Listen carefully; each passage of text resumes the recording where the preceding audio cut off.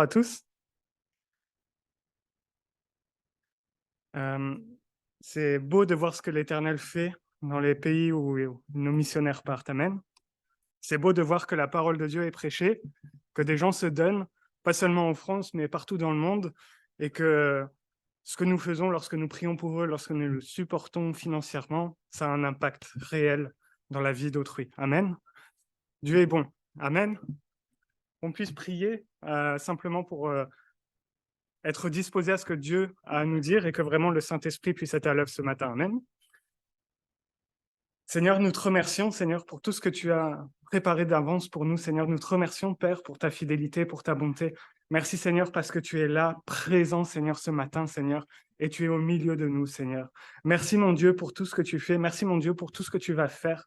Saint-Esprit, je te prie que tu puisses vraiment passer dans les rangs ce matin, que ce soit toi, Seigneur, qui touche les cœurs, qui parle au cœur, Seigneur, qui donne la parole, Seigneur, de vie à nos cœurs, Seigneur. C'est toi qui la détiens, Seigneur, et je te prie vraiment que ce matin, Seigneur, quelque chose puisse se passer dans nos vies, Seigneur, quelque chose se passe dans nos cœurs, Seigneur, que nous soyons, Seigneur, rapprochés de toi, édifiés en toi, Seigneur, construits en toi et par toi, Père. Mon Dieu, mon roi, Seigneur, je te remets tous ces instants entre tes mains. Je te prie, Seigneur, vraiment pour ton œuvre, Seigneur, et que toute chose soit pour la gloire de ton nom, et que ton nom soit élevé, Père, dans le nom de Jésus, Seigneur. Amen. Amen. Avant de prendre le texte de ce matin, j'aimerais qu'on puisse revenir avant la lecture, même sur une des valeurs qui fondent quelque part le texte que nous allons lire. Et dans ce texte, il y a une valeur qui est importante, c'est la famille. C'est vraiment quelque chose on a besoin de comprendre cette notion de famille. Et plus encore, il y a quelque chose entre le père et le fils dans ce texte. Et alors, je suis très mauvais pour faire durer un suspense, mais on va prendre un texte dans Luc 15 et on lira versets 11 à 24. Et Luc 15, c'est la parabole du fils prodigue. Et on a besoin de se rappeler la famille lorsque nous parlons du fils prodigue. Amen. Il est important de se rappeler ce que la famille voulait dire au 1er siècle et ce que la famille voulait dire dans un contexte hébraïque, judaïque, parce que aujourd'hui, on n'a pas la même conception de la famille. Ils étaient beaucoup plus familiales, beaucoup plus... je parle du point de vue occidental, français. Après, je sais que quand on est asiatique, quand on est africain, on a plus ce côté familial, ces choses-là. Mais on a besoin de se rappeler parce que la famille, c'est quelque chose d'important à ce moment-là. On vit en famille. Le fils ne vit jamais très loin du père. La fille, toujours avec son mari, mais ils ne vivent pas très loin de la famille, ils vivent quelque part en famille. Et c'est vraiment quelque chose d'important. Et quand on lit ce texte, il faut qu'on se rappelle qu'il y a un lien très fort entre père et fils. Dans la culture judaïque, dans la culture hébraïque, il y a vraiment quelque chose d'important entre le père et le fils. Et juste pour donner une petite image de ce que je vous dis, quand vous lisez les généalogies, quand vous lisez ce qu'on appelle les Tolédotes dans la Bible, les généalogies, qui vient de qui, etc., on part toujours du fils vers le père, le plus haut. On parle toujours de ces liens-là parce qu'il y a quelque chose d'important.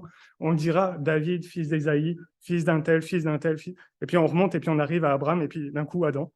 Et on a remonté toute la lignée. Mais vraiment, il y a quelque chose d'important. Il y a quelque chose qui se transmet de père en fils. Vous savez, on disait David, fils d'Isaïe, parce que Isaïe avait quelque part une réputation.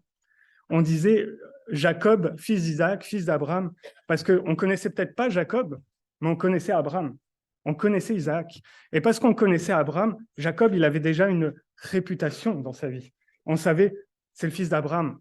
Il y a quelque chose. Il y a donc le Dieu d'Abraham qui est avec le fils d'Abraham. Abraham a fait les choses là, donc son fils, il faut qu'on le respecte, il faut qu'on ait un comportement vis-à-vis de lui parce que c'est le fils d'Abraham. Et on parle du fils d'Abraham, on donne le prénom du père. Bon, il n'y avait pas de nom de famille qui existait, mais quelque part aujourd'hui, si on réfléchit, c'est presque encore à peu près pareil. Si moi je dis, je suis le fils de Monsieur Giacomuzzi, beaucoup diront, qui? Mais Alfred, ah oui, je me souviens d'Alfred. On se rappelle plus facilement du prénom que du nom de famille. Et le prénom nous rappelle qui est la personne et qui est susceptible d'être le fils. Il y a quelque chose vraiment d'important entre le père et le fils. Il y a l'aspect filial, père-fils est vraiment important. Et quelque part, il fonde ce texte. C'est important de se le rappeler.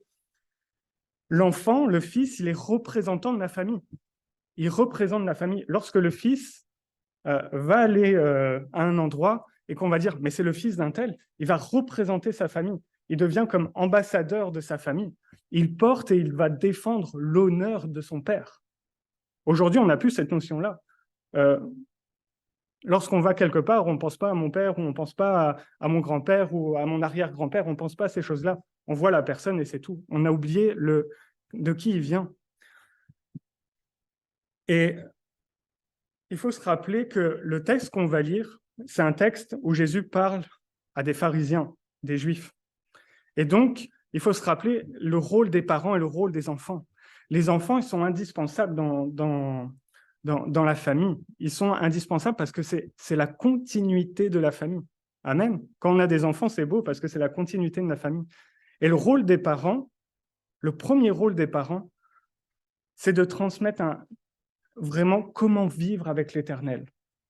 Amen. C'est beau. La première chose que je dois apprendre à ma fille, la première chose que nous devons apprendre à nos enfants quelque part, c'est qui est l'Éternel. Amen. Amen. C'est vraiment ça qui est important. Et la deuxième chose qu'ils apprennent à leurs enfants, c'est avoir cette culture judaïque, cette culture hébraïque, et donc tout un savoir-être. Le côté aujourd'hui financier de l'héritage des parents, il n'était pas inexistant, mais il était loin, loin, loin des questions prioritaires. C'était quelque chose, une idée vraiment très loin. Aujourd'hui, c'est l'inverse. Quand on parle d'héritage, on pense tout de suite notaire, vendre maison, foire avec la banque. On voit les choses différemment. Mais à l'époque, l'héritage, c'était vraiment ce que nos parents nous avaient transmis comme valeur et ce qu'ils nous avaient enseigné. C'était ça l'héritage premier, l'héritage véritable. Et on va lire ensemble le texte. Donc, on lira dans Luc 15, des versets 11 à 24. Donc, Luc 15, versets 11 à 24.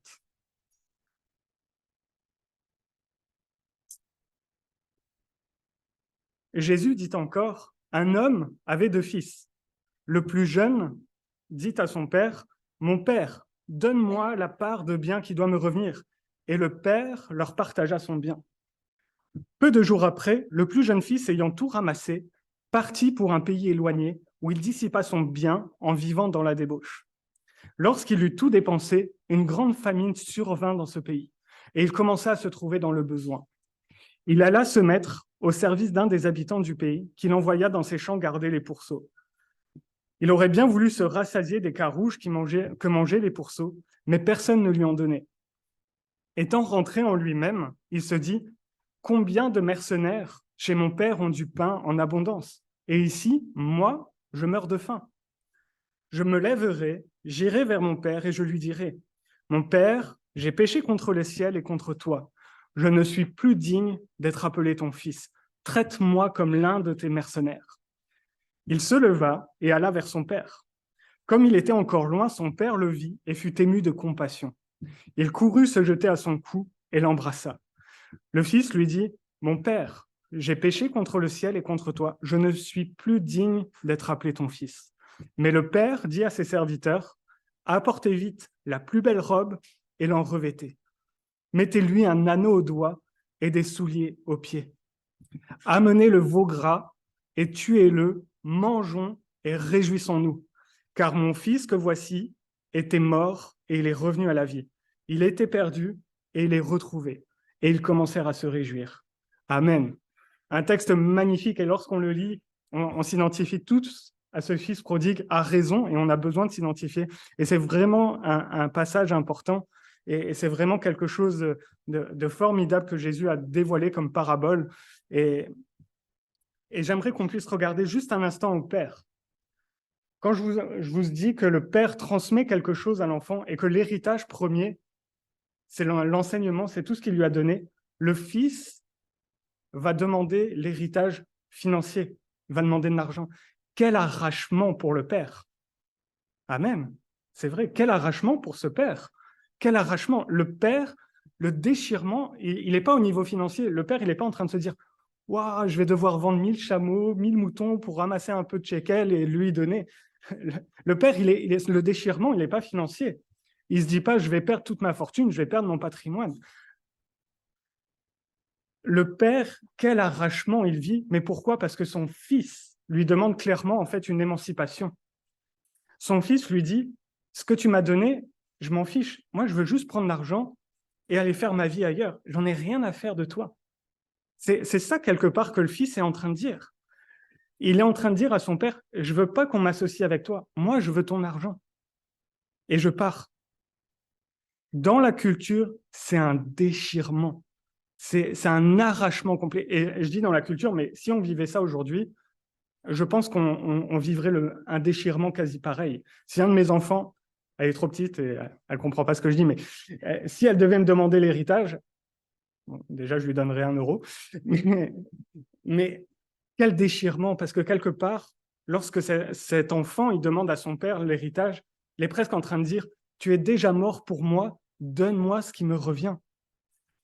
Il est en train de dire, tu es mort pour moi. Tu es mort pour moi. Je n'en veux pas. Et l'ensemble de ce que son père lui a donné, c'est ça en fait qui déchire le père du cœur. Le père qui a investi, qui a donné une éducation, qui a donné un enseignement, qui a donné ce qu'il y avait de plus nécessaire à son fils. Son fils lui dit, mais j'en veux pas de ça. Oublie tout ce que tu m'as donné, moi j'en veux pas. J'en ai rien, je ne veux pas. Et en fait, il y a une véritable révolte dans le cœur du fils. Le fils, il est en train de se révolter vis-à-vis du père. Quelque part, par avance, comme je le disais, il proclame la mort de son père, parce qu'il veut déjà ce qui devait toucher quelque part quand son père serait mort. Lui, il le veut déjà maintenant. Donc, quelque part, pour lui, son père est mort. Mais plus encore, il proclame pas seulement la mort de son père, quelque part. Il est en train de dire, mais c'est comme si tu n'avais jamais existé, parce que ce qui m'intéresse, c'est pas tout ce que tu m'as donné. Ce qui m'intéresse, c'est ce que tu as là. Et donc, tout ce que tu m'as donné, je m'en fiche, donne-moi l'argent. C'est comme si son père n'avait jamais existé. Il veut juste les biens financiers. Et l'enseignement, tout ce qui a été donné, il le foule aux pieds, il le jette au sol, il le met de côté, il regarde ailleurs, et moi je veux l'argent et je pars. Et il y a un décalage entre le fils et le père. Pourtant, le fils a reçu l'enseignement du père. Il y a un véritable décalage. Le fils renie totalement son père. Et alors que ça, c'est en train de se passer, que Jésus raconte cette parabole, il va y avoir quelque part comme, il y a plusieurs choses à voir dans ce texte, il est très riche, et il va y avoir comme 3 temps que ce fils va vivre dans sa vie, et ça me semble important, et tout ça est dans cette parabole. Et le premier temps qui arrive après que l'enfant ait reçu l'argent, qu'il est parti un peu plus loin, qu'il a tout dépensé, le fils, il va tout perdre, il n'a plus rien. D'un coup, il n'a plus rien. Il a dilapidé tout l'héritage. Et pour moi, ça correspond vraiment à l'homme qui a pris son émancipation ici, qui s'est émancipé du père. Je ne veux plus rien avoir à faire avec mon père. Je me suis émancipé, je suis libre de mon père. C'est ce qui se passe en fait. Il est libre de son père, et du coup, il va vivre quelque part une forme d'abondance pendant un temps, mais qui ne va pas durer. Tout de suite après, il va très rapidement se trouver contraint à faire des choses qu'il n'aurait jamais pensé faire, et certainement des choses qu'il n'a même jamais faites. Et il se retrouve contraint à faire ces choses-là. Cet homme, ce fils, il a pris une mauvaise décision vis-à-vis de son père, et après il en prend encore une autre, c'est de tout dépenser. Il ne va rien lui rester, et il va devoir se retrouver au milieu des pourceaux. Je tiens juste à rappeler, on est toujours dans un contexte judaïque. On ne mange pas de porc. Alors se retrouver au milieu des pourceaux, c'est quand même particulier. C'est encore pire. C'est vraiment quelque chose de... Faut pas, ça ne doit pas arriver. Mais lui, il se retrouve au milieu des porcs. Et frères et sœurs, son attitude, elle me fait penser quelquefois à nous-mêmes, à notre recherche de liberté. Est-ce que des fois, on n'agit pas de la même façon? Est-ce que des fois, à Dieu, on ne lui dit pas, Seigneur, j'ai besoin de liberté? Et on veut comme s'émanciper, peut-être pas totalement, mais d'une partie plus ou moins grande de l'éternel. Et on veut dire à Dieu, mais écoute, ça m'intéresse pas, ce que tu m'enseignes là, ça m'intéresse pas, moi je veux vivre ainsi et comme ça. Est-ce que des fois, on n'est pas dans ce domaine-là? Frères et sœurs, j'aimerais juste dire une chose. Des fois, nous prenons des décisions parce qu'on recherche notre liberté, mais on n'a pas compris que ces décisions, des fois, elles posent nos chaînes de demain. Des fois, chercher ma liberté personnelle m'enchaîne déjà pour demain. J'ai l'impression d'être libre aujourd'hui, mais en fait, j'ai déjà la chaîne au pied qui va... Demain, je n'arriverai plus à avancer parce que je serai bloqué.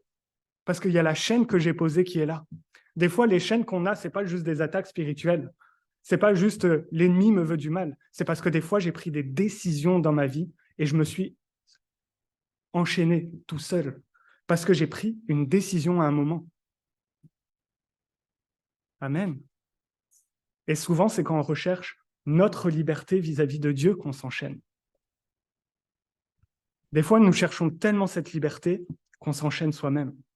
Ce fils, il a choisi la liberté vis-à-vis de son père, il a choisi de s'émanciper pour faire son propre chemin, pour ne pas être reconnu dans son père, pour ne pas qu'on voit son père à travers lui, et il a choisi de vivre chacun de ces instants-là.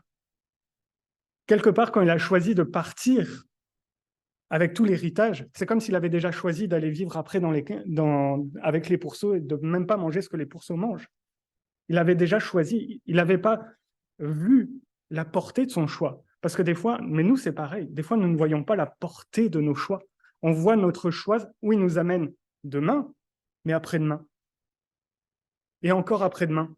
Des fois on se dit, ça va, demain, après-demain, il y a encore assez. Mais des fois, dans 10 ans, on se rend compte que c'est la décision qu'on n'aurait pas dû prendre. Et des fois, notre choix de liberté, c'est simplement des fois qu'on ne fait pas confiance à l'Éternel dans nos choix. Souvent, c'est ce qui se passe. Cet homme, tous ces choix-là, ça l'a amené à se retrouver parmi les pourceaux et à même envier ce que les pourceaux mangeaient. Lui qui a passé un moment de sa vie à dépenser de l'argent comme s'il en avait à l'infini, à un moment, il se retrouve avec rien du tout, au milieu de rien. Il a rien du tout.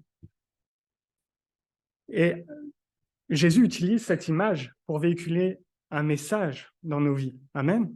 Jésus n'utilise pas les paraboles juste pour raconter une belle histoire. Il a un message à faire passer. Et ça veut dire que ce n'est pas forcément une histoire qui arrive tout le temps, mais c'est quelque chose qui peut arriver dans nos vies. Cette recherche de liberté, elle arrive dans nos vies. Jésus évoque d'une certaine manière le fait d'être loin du Père. Ici, l'Éternel, de l'Éternel, on peut prendre une forme de liberté, mais qui est comme un plaisir immédiat avec des contraintes futures. Mais lorsqu'on signe pour ce plaisir immédiat, on n'a pas eu la suite du contrat qui est les contraintes futures. Et des fois, on ne se rend pas compte de ces choses-là. Jésus rappelle à l'homme et à la femme, homme avec un grand H, qu'il faut bien réfléchir à la forme de liberté qu'on souhaite. Il y en a deux dans ce texte. Dans ce texte, il y a deux libertés. Il y a la liberté de rester près du Père. Il avait le choix, il était libre de rester près du Père. Il n'était pas obligé de demander l'héritage. Je pense qu'il n'aurait pas dû le demander. Et il avait la liberté de rester sous l'autorité de son Père, avec une filiation, avec une soumission et avec une relation continue avec son Père. Cet homme, il avait ce choix. Et il avait un autre choix. La liberté d'aller et de rejeter le Père et tout ce qui s'affaire au Père. Quelque part ici, l'image, c'est des fois on rejette tout ce qui s'affaire au Père et à l'Éternel. On rejette la parole de Dieu. Oui, mais la parole de Dieu, dans la Bible, c'est vieux maintenant, ça ne nous concerne plus. Non, ça nous concerne. On ne peut pas rejeter ce qui est dans la parole de Dieu. On ne peut pas dire « Ah, mais j'ai pas le temps de prier. Alors je fais un arbitrage dans ma vie, le temps que j'ai, je vais le passer à autre chose plutôt que prier. » Et du coup, on se retrouve à rejeter quelque part la prière. Et on fait pareil pour l'Église. Des fois, nous faisons ces mêmes choses. J'ai besoin de temps dans ma vie, donc le culte, je vais y aller une fois sur deux. Et, les réunions de prière, je n'ai pas le temps, donc je ne vais pas y aller. Et on commence à rejeter les choses qui viennent de Dieu, petit à petit, parce qu'on choisit notre liberté personnelle. Frères et sœurs, chaque choix dans notre vie, chaque choix que nous faisons tous les jours, renforce l'une de ces deux libertés. Il n'y en a pas une troisième. Soit les choix que je prends renforcent ma liberté d'être auprès du Père, soit je renforce ma liberté d'être loin du Père. Il n'y a pas un choix intermédiaire où je suis entre les deux, j'ai pris le choix le moins mauvais mais le moins bon. Il n'y a pas ce choix-là. C'est soit je choisis d'être loin du Père, soit près du Père. Il n'y en a pas un des deux qui existe. Il n'y a pas l'entre-deux. Soit je renforce ma vie avec Dieu, soit je l'atténue par mes choix. Et c'est ça qu'on a besoin de comprendre à travers cet homme qui a choisi en fait l'héritage de son père plutôt que le véritable héritage de son père qui est l'enseignement de son père. Frères et sœurs, aujourd'hui, quand on prêche, on aime bien dire ça, on vit dans une société de consommation, mais il y a une véritable confusion aujourd'hui entre liberté et choix. Il y a une confusion entre la liberté et le choix. Et tous les jours, on est comme ébloui par un large éventail de choix que nous pouvons faire. On a un large éventail de choix qu'on peut faire et cet éventail, il est toujours croissant. Il y a toujours de plus en plus de choix qu'on peut faire en matière de biens, en matière de style de vie, en matière, même maintenant dans certaines églises, le niveau spirituel, on nous dit « tu as plusieurs choix ». Dans Jean 14, c'est quand même écrit Jésus est le chemin, la vérité et la vie, nul ne vient au Père que par lui. Bon, c'est difficile d'avoir plusieurs choix quand la Bible dit ça, mais je ne suis pas d'accord avec eux du coup. Mais la poursuite de la liberté dans notre vie, dans cette société de consommation, on a une poursuite de liberté qui a conduit à une surabondance de choix. Et aujourd'hui, on veut prendre tous les choix possibles. Et du coup, le choix même, la liberté même, elle a perdu sa valeur. Il y a une perte de valeur dans le choix et dans la liberté, frères et sœurs. Le choix, on choisit le choix plutôt que le contenu du choix. On choisit de choisir plutôt que ce que le choix contient lui-même. Et c'est comme devenu, avoir le droit de choisir, c'est comme devenu la liberté absolue. J'ai le droit de choisir, j'ai le droit de faire ce que je veux, donc j'ai la liberté absolue. Mais c'est pas ça. Et frères et sœurs, c'est quoi le résultat de ça? C'est qu'aujourd'hui, dans nos sociétés, et même dans l'Église, nous valorisons plutôt de faire le choix plutôt que de faire le bon choix. C'est-à-dire que je veux choisir absolument plutôt que de faire un bon choix. Vous me suivez? Vous voyez où je veux en venir? On veut tellement choisir qu'on oublie c'est quoi le bon choix. Et frères et sœurs, il faut remettre les choses dans le bon sens. Le bon choix pour cet homme, ce n'était pas de demander l'héritage. Le bon choix pour cet homme, c'était de rester auprès du Père. Et souvent, nous pensons que choisir pour notre liberté personnelle, c'est le bon choix. Non, c'est un choix, mais ce n'est pas le bon choix. Et ça, faut bien se le remettre. Et frères et sœurs, on se trompe tous, on fait tous des erreurs. On a tous déjà commis cette erreur de choisir je ne suis pas parfait, nul n'est parfait, on ne sera pas parfait sur cette terre, mais on fera tous encore des erreurs. On fera tous encore des erreurs. Ce fils, dans cette parabole, il est au fond du trou, c'est le cas de le dire, et il s'est rappelé ce qu'il pouvait avoir en étant le salarié de son père. Ce n'est pas parce que je fais des mauvais choix et plein de choix que je ne peux pas à un moment revenir dans ma vie et faire le bon choix. Mais plutôt, je le fais mieux c'est. Cet homme, s'il avait fait le choix avant même de demander l'héritage, il se serait beaucoup mieux porté. Il n'aurait pas connu les pourceaux. Et des fois, c'est ça que l'Éternel veut nous dire. Fais le bon choix maintenant, plutôt que de le retarder, parce que le temps que tu le retardes, tu vas passer par des chemins difficiles. Frères et sœurs, soyons des hommes et des femmes qui faisons le bon choix. Amen. Le bon choix d'aller vers l'Éternel. Amen. Et le deuxième temps qui va se passer ici, cet homme, il se rappelle de son père. Mais quelque part, il se rappelle de son père comme un homme riche. Il se rappelle de son père pas comme l'homme bienveillant et tout l'enseignement que son père lui a véhiculé, mais il se rappelle que son père, il donne du pain à ses mercenaires. Et du coup, il se dit, je vais retourner près de mon père. Il donne du pain aux mercenaires, j'aurai à manger, il faudra juste que je travaille. Et il le dit, je me lèverai, j'irai vers mon père et je lui dirai, mon père, j'ai péché contre le ciel et contre toi. Et juste avant, il se rappelait que les mercenaires, ils avaient du pain en abondance. Et quelque part, il se rappelle que le choix qu'il a fait, c'était pas le bon choix parce qu'auprès de son père, il n'aurait pas vécu tout ça. Amen. Et le fils va amorcer un retour vers le Père et son attente ce qu'il attend, c'est simplement d'être reçu comme un mercenaire. Et le mot dans le texte, c'est vraiment mercenaire. C'est pas, il n'attend pas d'être reçu comme un esclave, il attend comme un mercenaire. Et il y a une distinction entre le mercenaire et l'esclave. Le mercenaire, il est payé tous les jours, mais le soir, il rentre chez lui. Et s'il n'a pas de chez lui, ben tant pis. Alors que l'esclave, il est sous l'autorité du maître. C'est-à-dire que le soir, quand il a fini de travailler, il n'a peut-être pas le salaire, mais il a de quoi manger et il a de quoi dormir la nuit. Et du coup, il y a une différence entre les deux. Lui, il ne s'attend même pas à vivre chez son père. Lui, ce qu'il s'attend, c'est à être un mercenaire et à venir travailler, avoir le pain dans la journée. Et puis après, c'est déjà ça. Il s'attend au strict minimum du minimum. Il ne s'attend pas, en fait, à son père. Il y a tout ce que son père peut lui donner. Mais alors qu'il amorce son retour vers le père était déjà là comme en train de guetter au loin la venue de son fils. Et le père aperçoit son fils et il accourt. Et je pense que la réaction de cet homme, ça aurait été de dire « Mince, mon père court vers moi, je vais me prendre une raclée. » Mais au lieu de ça, qu'est-ce qui se passe? Le père enlace le fils. Faut bien comprendre, le père, c'est un homme riche. Le père, c'est quelqu'un qui a été humilié profondément par son fils. Parce que les gens autour, il y a une culture de la honte et de l'honneur. Il a fait honte à son père parce que il a pris tout l'héritage, il a déclaré comme si son père était mort. Et son père, dans le village, et certainement les gens devaient dire, tu te rends compte, son fils, il est parti, il a pris tout l'héritage et il est parti. Ça a dû parler. Hein. Les gens sont comme aujourd'hui, hein, ça parle. Hein. Les gens avant, ça n'a pas trop changé. Mais il y avait certainement ces choses-là qui s'étaient passées. Et le fils a fait honte au père. Et le fils, quand il voit le père arriver de loin, il doit se dire, ça va mal aller. Mais le père, il voit son fils.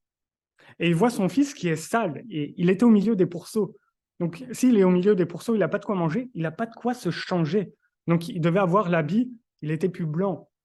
Il était au milieu des pourceaux.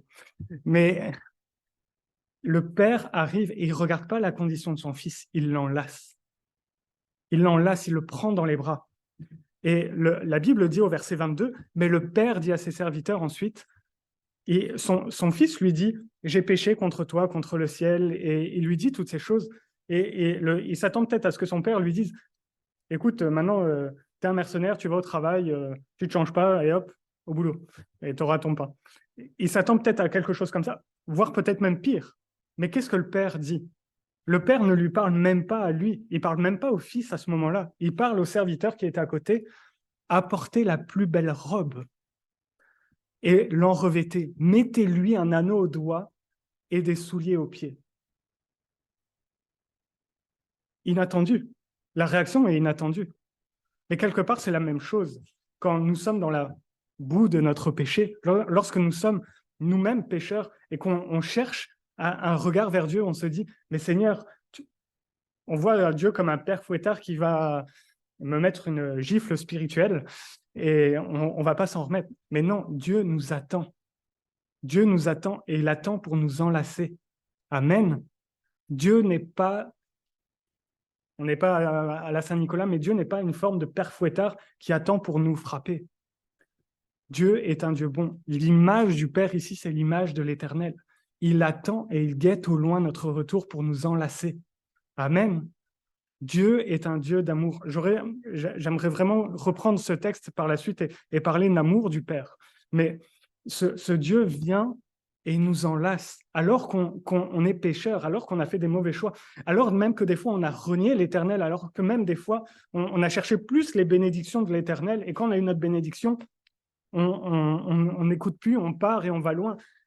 Dieu revient quand même et il guette notre retour vers lui. Amen. C'est beau. Amen. Et il y a 3 choses importantes dans ce verset 22 qui sont vraiment importantes et qui donnent une idée de ce que le Père va faire. La première chose, c'est le Père va dire « Apportez-lui la plus belle robe et l'en revêtez ». Cet homme, il est sale. Il a une robe certainement déchirée, certainement sale, s'il en a encore une, mais le Père dit « Apportez-lui la plus belle robe ». C'est pas l'attente du fils. Le fils s'attend à garder son habit et aller travailler peut-être au champ et aller nourrir peut-être encore une fois des cochons. Peut-être qu'il s'attend à ça.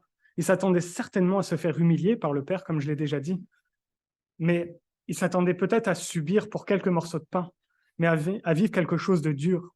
Mais le Père va l'habiller, non pas juste avec une robe standard, mais avec la plus belle robe.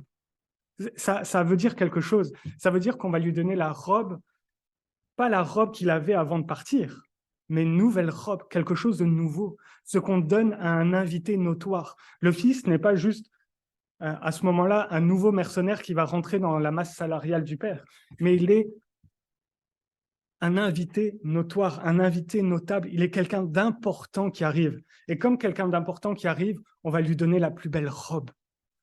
Et quelque part, c'est la même chose dans nos vies. Des fois, nous nous présentons devant l'Éternel, nous sommes comme nus, parce qu'on était dans la boue du péché et on est là et on n'a rien, on s'attend à ce que Dieu nous bénisse pas beaucoup, alors que Dieu, il nous attend certainement avec cette robe blanche, une robe de sainteté, qui veut dire que nous sommes pardonnés.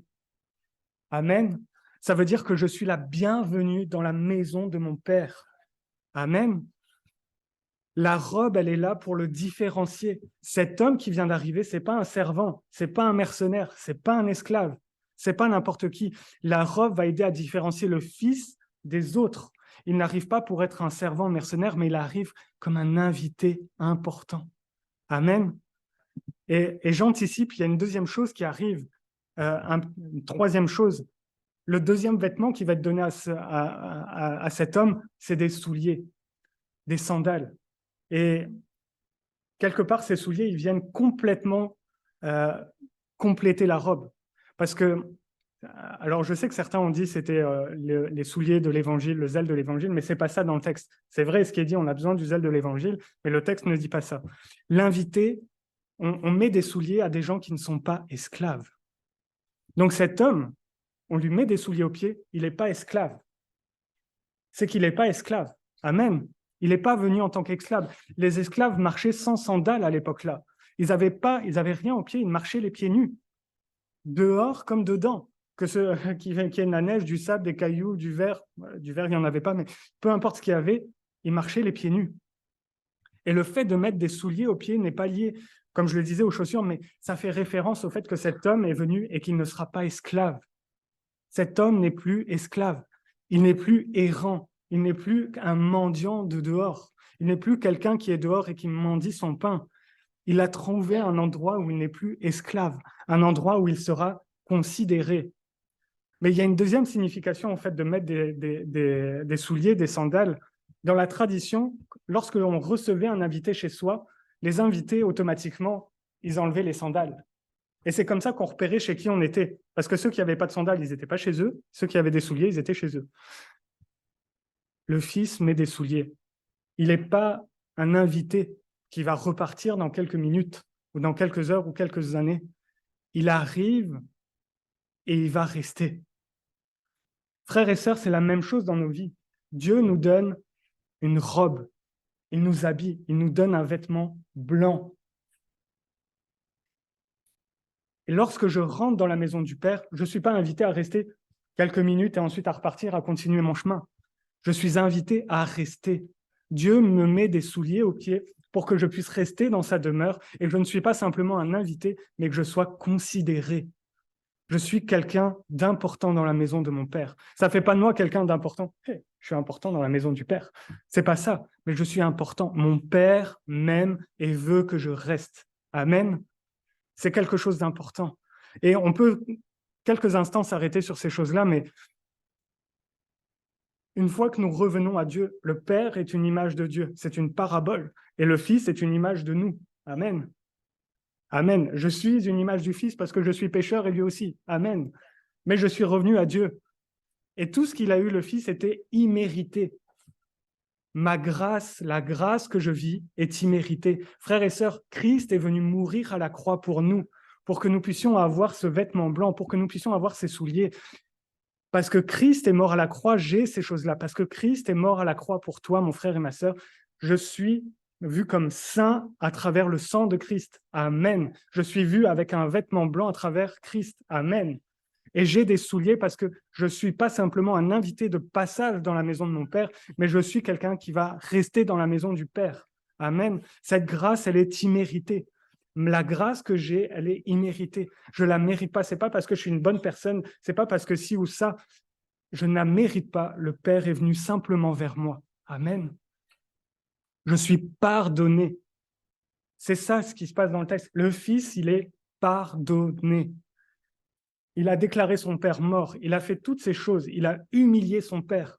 Et il est pardonné. Parce que Christ a payé à la croix pour nous. Nous sommes pardonnés. Amen. Il n'y a plus de condamnation en Jésus-Christ. Amen. Nous sommes lavés de nos péchés. Je suis lavé de mes péchés. Il porte une nouvelle tenue. Je porte quelque chose de nouveau. Je suis lavé. Je suis propre en Jésus-Christ. Amen. Je suis libéré. Cet homme est libéré de son joug. Il n'est plus errant. Il est libéré. C'est bizarre que quelqu'un qui cherchait sa liberté revient vers son Père pour retrouver sa liberté.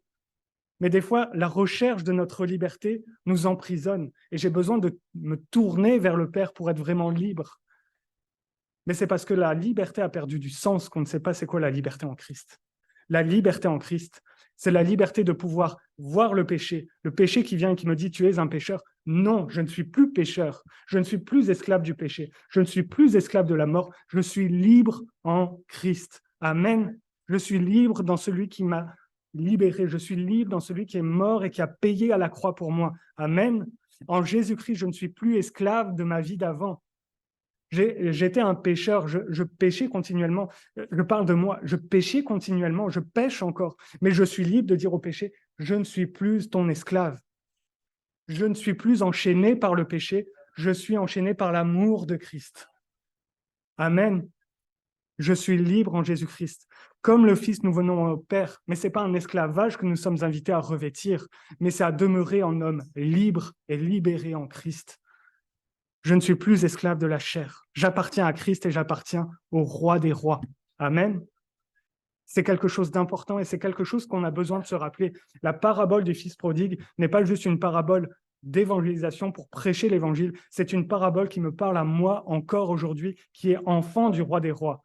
Parce que cette parabole, elle me rappelle tout ce que Dieu a fait dans ma vie et tout ce que Dieu fait dans ma vie. Amen. Et la troisième chose qui intervient, et je vais bientôt m'arrêter, Guillaume m'a dit, il y a la réunion cet après-midi, du coup, je pouvais aller jusqu'à 15 heures. Du coup, je vais bientôt m'arrêter.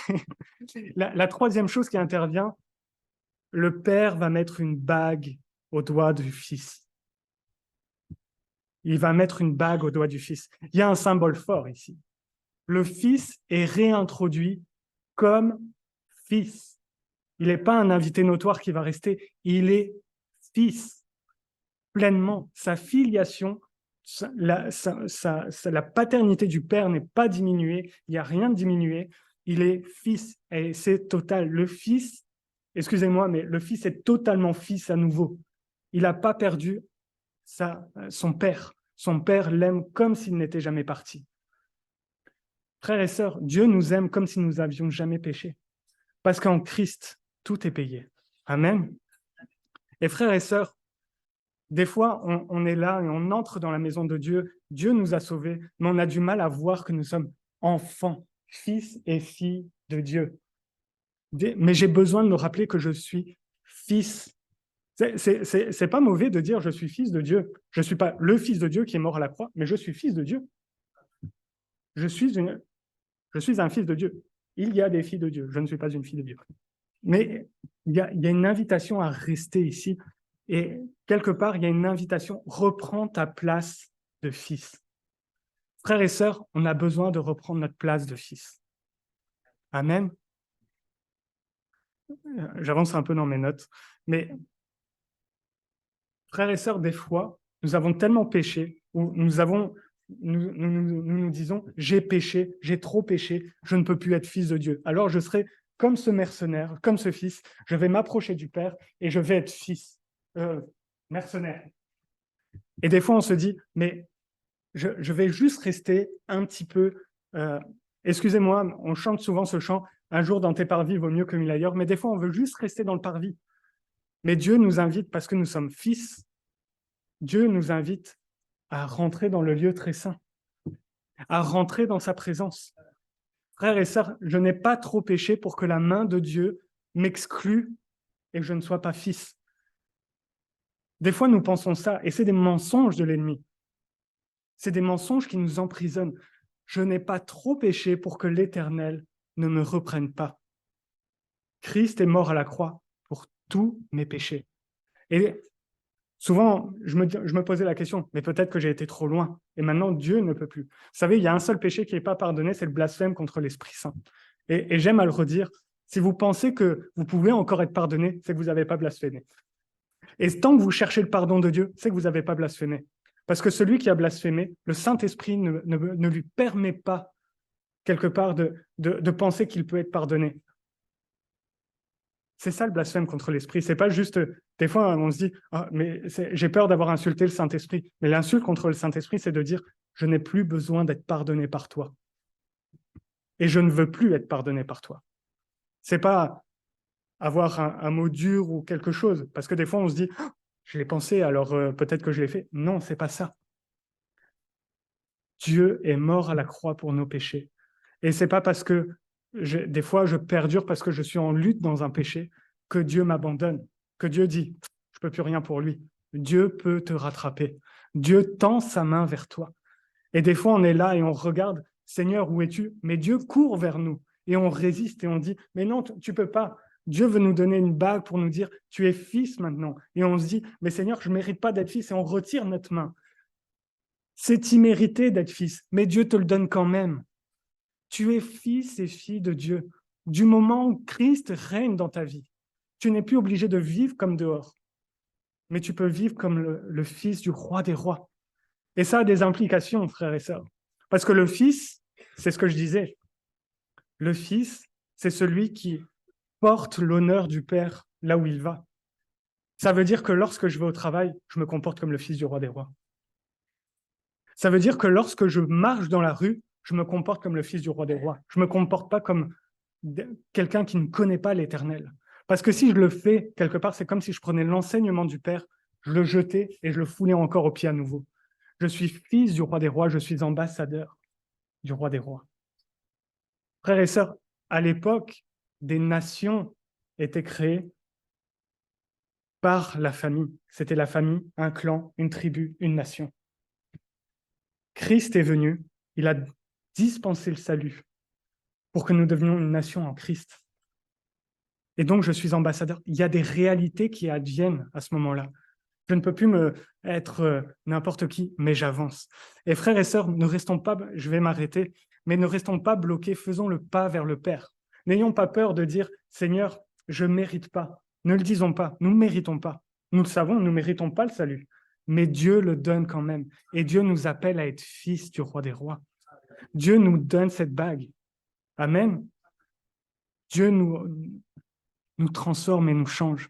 Et ne cherchons pas juste à rester un petit dans le royaume de Dieu, un mercenaire, à rester sur le côté, à être un petit esclave, mais cherchons à prendre pleinement toutes les promesses de l'Éternel. La robe, la bague et les souliers étaient une part importante des promesses de l'Éternel. Et j'ai besoin de prendre ces promesses. Frères et sœurs, des fois, le plus gros problème que nous avons dans notre vie chrétienne, c'est que nous n'acceptons pas que Dieu nous restaure. Des fois, nous n'acceptons pas parce qu'on voit trop immérité et on se dit, mais de toute façon, je suis trop faible, je vais retomber, alors ne me restaure pas. Laisse l'Éternel te restaurer et laisse-le diriger ta vie. Laisse-le toucher ta vie. Fais confiance à l'Éternel. Ne te fais pas confiance à toi, tu vas tomber. Fais confiance à l'Esprit, parce que c'est lui qui marche à côté et devant toi. Amen. Que son nom soit béni. Prions un instant et que vraiment l'Esprit de Dieu puisse nous encourager ce matin. Seigneur, je te remets vraiment tous ces moments, Seigneur, passés dans ta présence. Seigneur, je te remets, Seigneur, tous ces temps, Seigneur, et je te prie vraiment que ta parole, Seigneur, puisse avoir un écho dans nos vies. Pas ce que moi je dis, mais Seigneur, ce que ton Esprit veut dire, ce que l'Esprit veut dire à nos cœurs. Seigneur, je te prie, Seigneur, ô Jésus, que tu puisses toucher les cœurs, que tu puisses vraiment, Seigneur, nous rappeler, Seigneur, que tu nous as rachetés à un grand prix. Nous ne méritons pas, Seigneur, mais c'est toi qui as dispensé. Seigneur, c'est toi qui as donné. Et Seigneur, que vraiment nous puissions, avec humilité, Seigneur, prendre, Seigneur, tout ce que tu as nous donné et le vivre pleinement avec responsabilité, Seigneur, de ce que tu nous donnes. Seigneur, je remets toutes choses entre tes mains. Je te prie, Seigneur, pour chacun d'entre nous, Seigneur, que vraiment l'Esprit, Seigneur, puisse passer au-dessus de chacun de nous et toucher nos cœurs, Seigneur. Que tu puisses, Seigneur, vraiment encore nous encourager et que cette semaine, nous puissions vivre toutes tes promesses, Seigneur. Que c'est les jours à venir, Seigneur, nous puissions rester ancrés en toi, Seigneur, et que ton nom soit élevé. Père éternel, je te remets toute la gloire, tout l'honneur et toute la louange, Seigneur, et que tout te revienne, Père, dans le nom de Jésus, Seigneur Dieu. Amen.